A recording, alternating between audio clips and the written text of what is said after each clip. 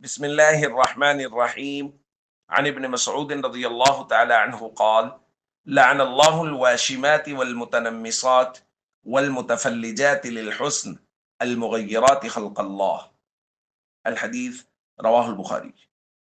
ابن مسعود رضی اللہ تعالیٰ عنہ بیان فرماتے ہیں کہ اللہ تعالیٰ نے جسم کو گودنے والیوں پر اور گدوانے والیوں پر، چہرے کے بال اکھاڑنے والیوں پر، اور خوبصورتی پیدا کرنے کے لیے سامنے کے دانتوں کے درمیان کشادگی کرنے والیوں پر جو اللہ کی خلقت میں تبدیلی کرتی ہیں، لعنت کی ہے۔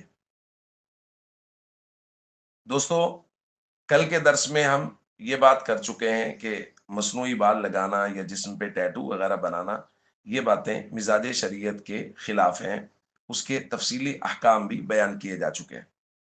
آج ہم بات کریں گے کہ چہرے سے بال اکھاڑنا، اس کے متعلق شریعت کا حکم کیا ہے۔ اس حوالے سے بھی ایک معتبر دارالافتاء کا فتویٰ لفظ بلفظ نقل کیا جا رہا ہے تاکہ بات میں سکون باقی نہ رہے۔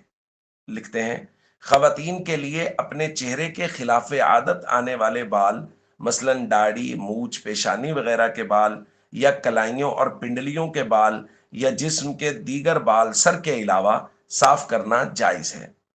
البتہ ان بالوں کو نوچ کر نکالنا مناسب نہیں، کیونکہ اس میں بلا وجہ اپنے جسم کو اذیت دینا ہے۔ کسی پاؤڈر وغیرہ کے ذریعے سے یا کسی ایسے طریقہ سے جس سے تکلیف نہ ہو، یہ بال صاف کر لیے جائیں تو زیادہ بہتر ہے۔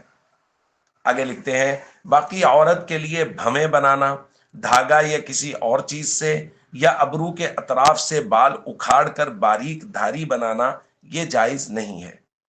اس پر حدیث پاک میں لعنت وارد ہوئی ہے۔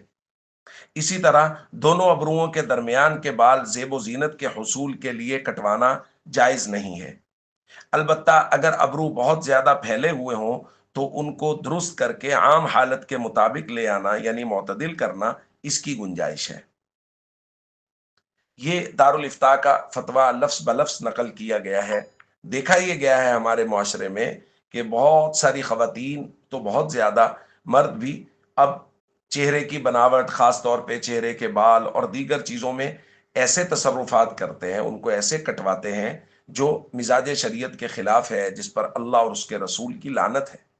تو اس لیے جو بھی کوئی کام ایسا کرنا ہو تو اس حوالے سے شریعت کا مزاج ضرور معلوم کرنا چاہیے، اور کسی سے مسئلہ ضرور پوچھ لینا چاہیے کہ یہ کام کرنا چاہتے ہیں، یہ شریعت کی نظر میں جائز ہے یا نہیں ہے۔